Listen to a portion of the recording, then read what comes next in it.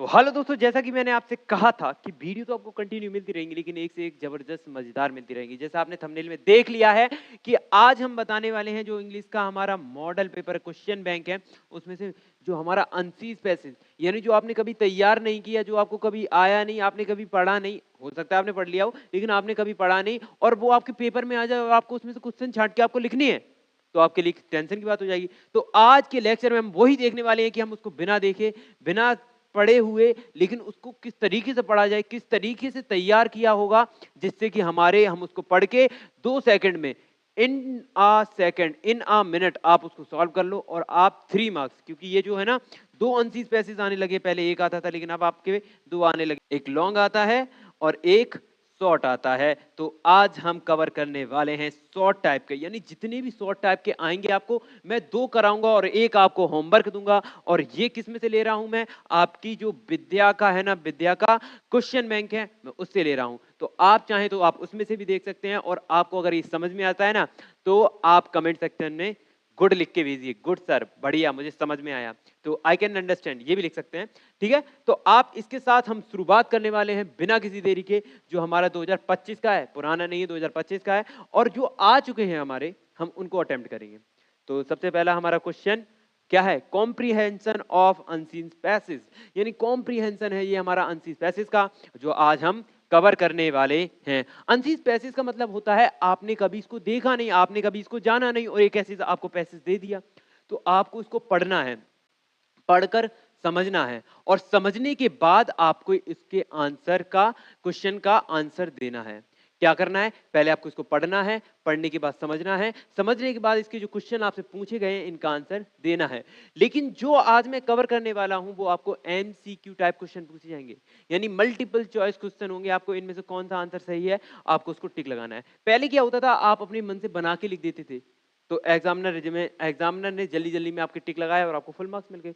लेकिन अब वो चीज कम हो गई है, अब आपकी जो OMR है वो मशीन से चेक होती है, और मशीन गलती नहीं करती। एक बार ये एग्जामिनर गलती कर सकता है लेकिन मशीन गलती नहीं करती, तो आपको इस चीज पर ध्यान देना होगा।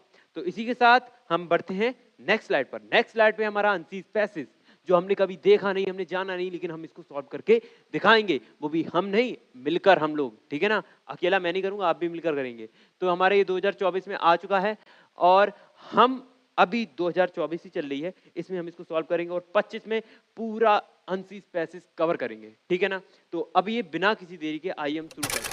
When we entered New York Howard, and the first thing we see the Statue of Liberty, यानी हमने एंटर किया किसमें, न्यूयॉर्क में, और वो भी किसके, समुद्र के किनारे, किसके, समुद्र के किनारे। तो हम किस चीज को सबसे पहले देखेंगे, द स्टैचू ऑफ लिबर्टी। अरे भाई, स्टैचू का मतलब क्या होता है और लिबर्टी का मतलब क्या होता है नहीं जानते हम, लेकिन हम बताएंगे ना। स्टैचू का मतलब होता है मूर्त, अब वो मूर्ति का मतलब होता है जो पत्थर से बनाई गई हो, मिट्टी से बनाई गई हो, ऐसी चीज जो मतलब क्या किसी चीज को जस्टिफाई करती है, या तो इंसान को या जानवर को, किसी चीज को, है ना, या भगवान को यानी गॉड को, ठीक है ना। तो स्टैचू है, एक मूर्त है ऑफ लिबर्टी। लिबर्टी का मतलब होता है आजादी के लिए प्रेरित करने वाली चीज, क्या, आजादी के लिए प्रेरित करने वाली चीज, या फिर जिसने हमारा बहुत सहयोग किया हो, ठीक है ना। एक आपको स्टैचू मिलेगा, the impresses us to most the size and magnificence. आप इसको देख के हैरान रह जाओगे, अगर आपने इसको देखा है तो आप देख के इसको हैरान रह जाओगे। क्या चीज इसकी देख के हैरान रह जाओगे, एक तो इसका साइज, इतना बड़ा साइज, इतनी बड़ी आपने देखी नहीं, ओ भाई इतनी बड़ी, इतना बड़ा तो मैंने अभी तक कोई भी मूर्ति नहीं देखी थी।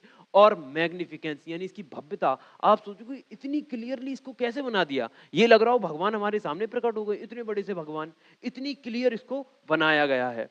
और क्या बताया गया है, have you even to wondered how it come from there, यानी आप ये सोचने पे मजबूर हो जाओगे, भाई ये सब ये कौन लेके आया इधर, किसने, कौन है जिसमें इतनी ताकत जो इस मूर्ति को, इतनी बड़ी मूर्ति को इधर लेके आ गया, कहां से ये प्रकट हो गई, या किसी भगवान, कोई भगवान है जो इसको लेके आया हो, या फिर कोई भूत प्रेत है जो इसको लेके आया हो। आप ये सोचने को मजबूर हो जाओगे ये कैसे आ गई मूर्ति, ठीक है ना। अब इसके बाद पूछा क्या गया है, the Statue of liberty was gift for the people of France, यानी ये जो स्टैचू ऑफ लिबर्टी है वो फ्रांस के लोगों के लिए क्या है, गिफ्ट है। क्या है, गिफ्ट, एक तोहफा है। क्यों तोहफा है, तोहफा कब मिलता है, जब गिफ्ट हो, मतलब जब आप तो या तो आपका बर्थडे हो या एनिवर्सरी हो या फिर आप किसी की मैरिज हो, कोई भी ओकेजन पे या फिर कोई भी फेस्टिवल पे आपको गिफ्ट मिलता है। तो इनके यहाँ कौन सा फेस्टिवल था जब इन्हें गिफ्ट मिला फ्रांस के लोगों को? To the make a 100 anniversary of American independence, यानी अमेरिका से इंडिपेंड मतलब आजाद होने के बाद, अमेरिका से आजाद होने के बाद इनकी कितनी सालें हो गई थी? 100 मतलब 100 सालें हो गई थी, 100 सालें हो गई थी, यानी 100 सालें कंप्लीट कर ली थी इन्होंने आजादी से। इसके कारण इसकी खुशी में क्या हो गया, अमेरिका से इंडिपेंडेंस हो गई थी इनकी, इसकी खुशी में इन्हें क्या मिला? फ्रांस के लोगों को गिफ्ट मिला, क्या? Statue of liberty. ठीक है, अब जब उन्हें गिफ्ट मिल गया तो उसके बारे में हमें और भी जानकारी चाहिए गिफ्ट के बारे में, ठीक है ना। इन 1869 यानी 1869 में फ्रेडरिक अगस्तो बार्थोल्डी, यानी इस लेफ्टर का मतलब होता है ऐसा व्यक्ति जिसने इसकी नींव रखी हो। अब इसके लिए स्पेशल नहीं बताया गया, लेकिन मूर्तिकार समझ सकते हो, एक मूर्तिकार फ्रेडरिक अगस्तो बार्थोल्डी एक नाम है, इसका कोई मीन नहीं है, ये नाम है। जैसे मेरा नाम गोपाल है, आपका नाम राम होगा, श्याम होगा, मोनू होगा, जो भी होगा अच्छा होगा, है ना। तो फिर ये फ्रेडरिक अगस्तो बार्थोल्डी, लेकिन कुछ ज्यादा बड़ा नाम नहीं है। इसमें तो हमारा सितंबर अगस्त भी आ गया, अब सितंबर वाला भी कोई नाम मिलेगा, ठीक है ना। Begin to plan this concept, इन्होंने क्या किया? इस कॉन्सेप्ट का प्लान किया। किसका? ये जो लिबर्टी है, किसकी? The Statue of liberty, statue का इन्होंने प्लान किया, कॉन्सेप्ट रखा, बताया ऑफ द मॉन्यूमेंट। यानी जो मॉन्यूमेंट इन्हें छोड़ा था वो किसका कॉन्सेप्ट था? The Statue of Liberty. इसके बाद Bartholdi envisioned the liberty as a strong and powerful figure, यानी इन्होंने जब अपने दिमाग में सोचा था तो ये सोच लिया था कि जो लिबर्टी होगी, द स्टैचू ऑफ लिबर्टी होगी, वो कैसी होगी? स्ट्रॉन्ग होगी। कैसी होगी? स्ट्रॉन्ग। और वो फिगर करेगी, यानी दिखाएगी सब लोगों को पावर के बारे में। किसके बारे में? पावर, कि हम में कितनी ताकत है, आप में भी पावर है और आप भी मार्क्स बहुत अच्छे ला के दिखाओगे। हाँ, इसी के साथ साथ one who personify not only majestic Greek goddess of the past, यानी पुरानी कोई पास्ट की जो देवी है ग्रीक की देवी को ये मतलब इसमें छवि दर्शाएंगे, इसके बारे में ऐसी मूर्ति बनाएंगे स्टैचू ऑफ लिबर्टी में जिसमें ग्रीक की जो देवी है उसको अभी इनके मतलब इसके भी लक्षण इस मूर्ति में डालेंगे। और क्या करेंगे? ऑफ द पास्ट, यानी पुरानी देवी है, ठीक है। But the also working man and women, यानी जो अभी वर्किंग मैन एंड वुमेन है उनकी भी मेहनत को दर्शाने के लिए इसमें भी हम कुछ डालेंगे इस मूर्ति में ऑफ द परसेंट। फाइनली 1884, यानी 1884 में द वर्क वाज फिनिश्ड, यानी ये काम जो मूर्ति बनाने का काम था वो पूरा कंप्लीट हो गया है। इसी के बाद इसी के साथ साथ हमारा जो पूरा क्या है पैसेज भी कंप्लीट हो गया है, ठीक है ना। इसी के साथ साथ अब हम क्या करेंगे? इसके क्वेश्चनों को पढ़ेंगे और क्वेश्चनों को समझेंगे किस प्रकार से क्वेश्चन किए जाते हैं। तो सबसे पहला क्वेश्चन हमको, when we enter New York harbour the first thing we see, यानी हम जब एंटर करेंगे न्यूयॉर्क यानी समुद्र के किनारे जब हम एंटर करेंगे तो हमें सबसे पहली चीज क्या दिखेगी? क्या है ऐसी चीज जो हमें सबसे पहले दिखेगी? The Statue of Abraham Lincoln, Abraham Lincoln की मूर्ति हमें देखने को मिलेगी। तो ये जवाब सही बिल्कुल नहीं है। फिर हमसे दूसरा सवाल पूछा गया है, the Statue of goddess Venus, हमें मतलब देवी वीनस की मूर्ति दिखेगी। तो हमारा ये भी गलत जवाब है। तो हमारा तीसरा जवाब क्या कह रहा है? द स्टैचू ऑफ लिबर्टी, इस पे सोचना पड़ेगा सही है कि नहीं है, ठीक है। और लास्ट है the Statue of goddess Lakshmi, यानी लक्ष्मी माता की मूर्ति मिलेगी। तो ये चारों गलत है, ऐसा नहीं। तीसरा हमारा स्टैचू ऑफ लिबर्टी सही है। और अगर आपको आ गया था तो आपने कमेंट सेक्शन में बता ही दिया होगा, मुझे उम्मीद है, ठीक है। अब इसके बाद हमारा है the Statue of liberty was a gift for the people of, यानी क्यों कौन से देश के किस देश के लोगों के लिए ये गिफ्ट था? किस देश के लोगों के लिए था? जापान के लोगों के था। ये फर्स्ट मुझे गलत लग रहा है, लेकिन आप बता देना सही है कि नहीं है, ठीक है। ग्रीक के लोगों के लिए था? नहीं, ठीक है। इंग्लैंड के लोगों के लिए था? नहीं। तो कौन से देशों के लिए, कौन से देश के लिए था? हमारा सही आंसर हो जाएगा फ्रांस के देश के लिए था। और किस लिए था? क्योंकि वो 100 साल यानी 100 ईयर हो गए थे किसको? आजाद हुए, इंडिपेंडेंस को पाए हुए 100 साल हो गए थे किसको? फ्रांस को। तब उन्होंने क्या? द स्टैचू ऑफ लिबर्टी बनवाई थी, गिफ्ट में मिली थी, सॉरी। हाँ, अब the Statue of liberty personified, यानी जो स्टैचू ऑफ लिबर्टी क्या बता रही थी, क्या साबित करना चाह रही थी, क्या दिखा रही थी, क्या दिखा रही थी? अब हम वो पढ़ेंगे। The measurable Greek goddess of past, जी बिल्कुल सही है, ये तो मुझे बिल्कुल सही मिल गया। यानी ग्रीक की जो देवी है उसको दर्शा रही थी, बिल्कुल दर्शा रही थी। और दूसरा क्या है? Working man and women of the percent. ठीक है, ये भी सही है यार, दोनों सही है। अब हम कौन से को लगाएं, लेकिन आगे भी हम पढ़ेंगे। द हिंदू गॉडेस सरस्वती, यानी भगवान वो मतलब देवी सरस्वती के बारे में दर्शा रही थी। देवी सरस्वती हमने उसमें पढ़ा ही नहीं।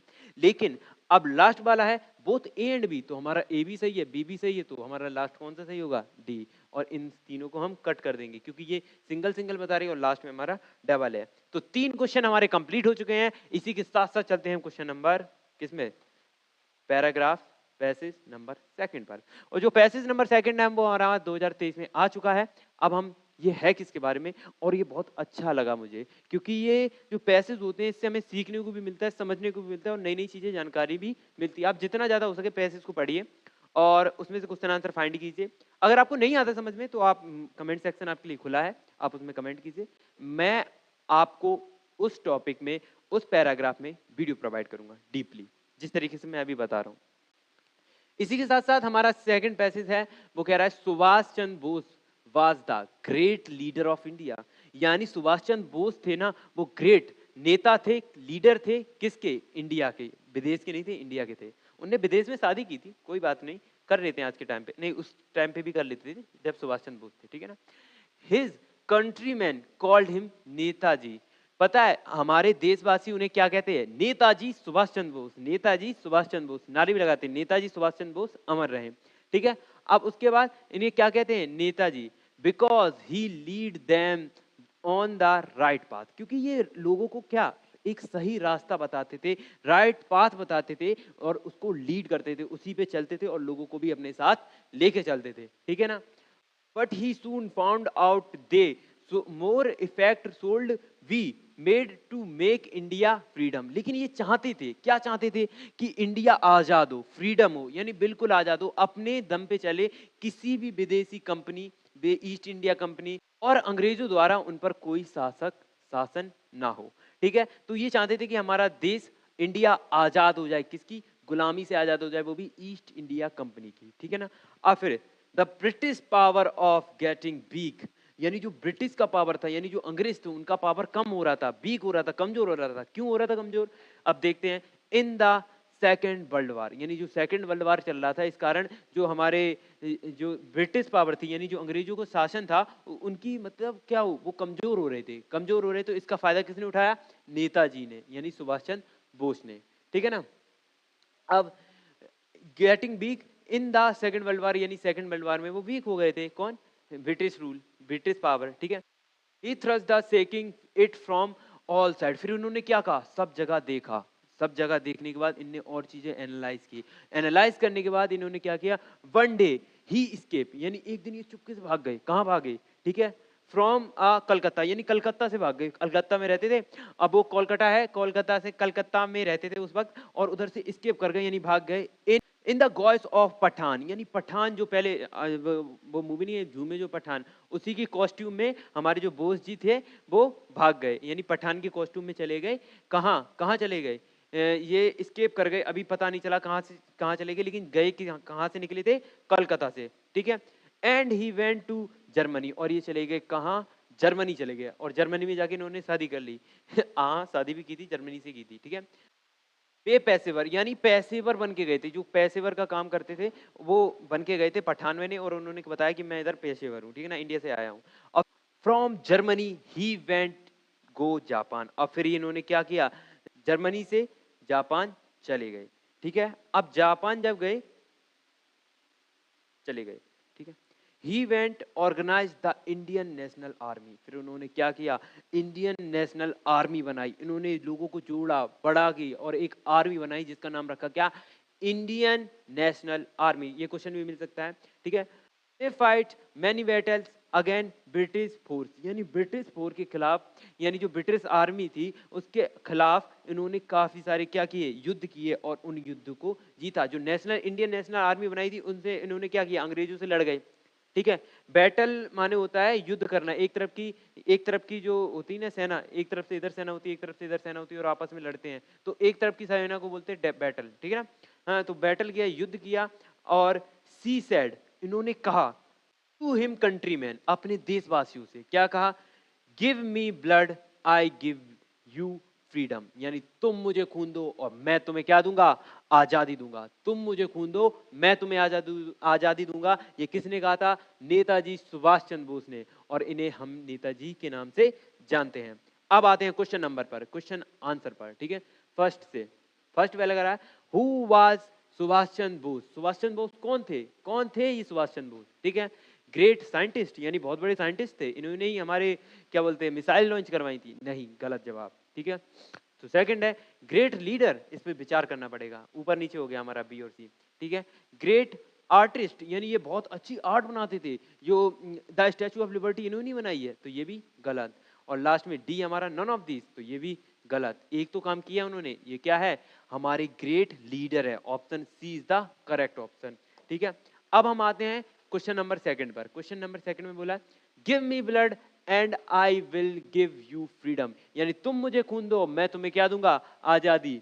हु से दिस स्टेटमेंट, ठीक है, किसने कही थी ये स्टेटमेंट, चंद्रशेखर आजाद ने कहा था, ऐसा तो मैंने कभी नहीं सुना, आपने सुना है तो कमेंट सेक्शन में बताओ, ठीक है। सुभाष चंद्र बोस ने कहा था, इस पे विचार करना पड़ेगा। महात्मा गांधी ने कहा था, ये महात्मा गांधी ने भी कि नहीं कहा था, महात्मा गांधी ने तो ये कह दिया डू और डाई, यानी करो या मरो, लेकिन इन्होंने नहीं कहा था। फिर लास्ट में क्या है, शहीद भगत सिंह ने कहा था, तो भगत सिंह ने भी नहीं कहा था। कहा किसने था, तुम मुझे खून दो मैं तुम्हें आजादी दूंगा, सुभाष चंद्र बोस ने। अब इसी के साथ जो नेक्स्ट पैराग्राफ है इसको मैं आपको एक्सप्लेन करूंगा, और इसके क्वेश्चन आंसर आपको कमेंट सेक्शन में बताने हैं। मैं इसको पढ़ूंगा नहीं, बस आपको ओवरव्यू दूंगा, इसके बारे में बताऊंगा। अब ये कहानी तो आपने सुनी होगी, एकता के ऊपर, क्या, यूनिटी के ऊपर। एक ओल्ड मैन, कौन से बुजुर्ग आदमी था, उसके 4 बेटे थे, लेकिन इसमें नहीं बताया गया। उसने अभी सभी बेटों को, वो आपस में लड़ते रहते थे, क्या करते थे, लड़ते रहते थे। तो एक दिन उन्होंने कहा कि आओ सभी लोग आओ, इधर चले आओ, आओ आओ आओ। तो वे सब आ गए, उन्होंने की पता नहीं क्या हो गया। तो उन्होंने देखा कि अब उनके पिताजी बुला रहे, तो उन्होंने की आओ आओ, तुम भी आओ, तुम भी आओ, तुम भी आओ। तो चारों लोगों को बुलाया एक दिन, और उनसे कहा, उन्होंने एक स्टिक, यानी स्टिक जो लकड़ियां है ना, 4 लकड़ियों के गट्ठल बनाए, यानी बंडल बनाए, और बंडल बना के किन्हें दिए, अपने लड़कों को, और कहा, क्या कहा, हो दम तो टूर के दिखाओ। कहा गई, मतलब अब लोकल नहीं, उन्होंने कहा हो दम तो तोड़ के दिखाओ। किससे, अपने बच्चों से कहा। तो उनने कही अच्छा हमें चैलेंज, उनने पहले एक ने ट्राई किया, उसने पूरी ताकत लगा दी, नहीं तोड़ पाया। फिर उन्होंने कही चलो तुम पे, तुम्हारी बस की बात नहीं, छोटे वाले को दो। तो छोटे वाले ने किया, उसने भी पूरी दम लगा दी, उसने कही तुम्हारी भी बस की बात नहीं है, और छोटे वाले को दो। उसने भी पूरी दम लगा दी, तुम्हारी बस की नहीं, उस छोटे वाले को दो, और उसने भी पूरी दम लगा दी, लेकिन किसी ने तोड़ ही नहीं पाया। तो फिर उन्होंने कहा 1 मिनट अभी रुको। फिर उन्होंने उस गट्ठल को खोला, खोलने के बाद क्या कहा, एक एक सभी को एक एक दे दी, क्या दे दी, 1 स्टिक सभी को दे दी, और कहा कि अब बताओ तोड़ के दिखाओ। तो उन्होंने ली और यूं करके तोड़ दी, सभी ने, चारों जो उनके लड़के थे उन्होंने तोड़ दी। और तोड़ने के बाद फिर उन्होंने कहा देखो तोड़ दी, देखो मैंने तोड़ दी, मुझ में बहुत ताकत है। फिर उन्होंने कहा इससे क्या सीखे तुम, कि इससे क्या सीखे कि लकड़ी तोड़ जाएंगी, टूट जाएंगी, कि इससे सीखे क्या तुम, कि इससे क्या लकड़ी टूट जाएंगी। फिर उन्होंने बताया कि तुम आपस में लड़ते रहते हो, क्या करते रहते हो, लड़ते रहते हो, और अगर कोई एक व्यक्ति तुमसे लड़ेगा और एक को पीटेगा तो आपस में तुम आराम से टूट जाओगे। जैसे अभी एक देखो, तुमने एक लकड़ी तोड़ दी, की बात तो सही है। फिर उन्होंने कहा कि अगर तुम एक साथ में रहोगे, यानी गट्ठर बन के रहोगे, एक दूसरे की मदद करोगे, तो किसी में है ताकत जो तुम्हें तोड़ ले। चारों में तुम लोगों ने ट्राई करके देख लिया, तुमने तोड़ पाया।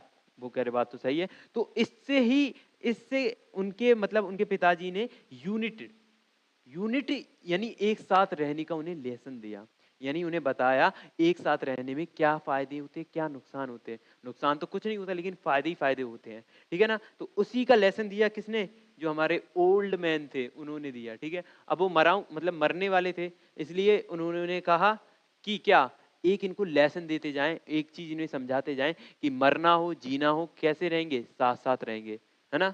तो इसी के साथ साथ इसका फर्स्ट क्वेश्चन है हमारा, an old man was decided become, क्या डिसाइड किया उन्होंने। आप क्वेश्चन आंसर आपके पास है, आप देख लेना। फिर एन ओल्ड मैन, अरे इसको पढ़ूंगा नहीं, इसको आप खुद पढ़ो और सॉल्व करके कमेंट सेक्शन में बताओ, ठीक है। अब लास्ट वाला है हमारा, लास्ट वाले में हम लोगों ने क्या बोला, विच, मैं ये भी पढ़ने लगा, लेकिन ये भी नहीं पढ़ूंगा, इसको भी आपको पढ़ना है। और इसमें बोला है पैसेज में ऐसा कौन सा वर्ड है जो बीक का अपोजिट है, बीक का अपोजिट क्या है, क्या होता है, इसको छुपा लो और बताओ क्या होता है। अरे मैंने बता दिया, सॉरी। हाँ, तो वीक का अपोजिट क्या होता है, स्ट्रॉन्ग। एक मैंने बता दिया, 2 आपको करने हैं और कमेंट सेक्शन में बताने इसका क्या आंसर है। मैंने स्टोरी तो आपको पूरी सुनाई दी, ठीक है ना। इसी के साथ साथ लास्ट सेक्शन हमसे क्या कह रहा है, लास्ट सेक्शन हमारा क्या कह रहा है हमसे? लास्ट सेक्शन कह रहा है थैंक यू फॉर वॉचिंग, यानी आपने अगर पूरी वीडियो देखी है और इससे कुछ नया सीखा है तो थैंक यू। और कमेंट सेक्शन में बता देना नेक्स्ट वीडियो आपको किस टॉपिक पर चाहिए। आपको हिंदी में चाहिए, आपको इंग्लिश में चाहिए, आपको मैथ में चाहिए, आपको किस में चाहिए, सोशल साइंस में चाहिए, आप जरूर बताइए। आप जो कमेंट करोगे मैं नेक्स्ट वीडियो आपको उसी में प्रोवाइड करूंगा। तो थैंक यू फॉर वॉचिंग, मिलते हैं नेक्स्ट वीडियो में। तब तक आप पढ़ते रहिए और बढ़ते रहिए और 100 मार्क्स स्कोर करे बिना मत रुकिए, ठीक है? तो लगे रहिए पढ़ने में।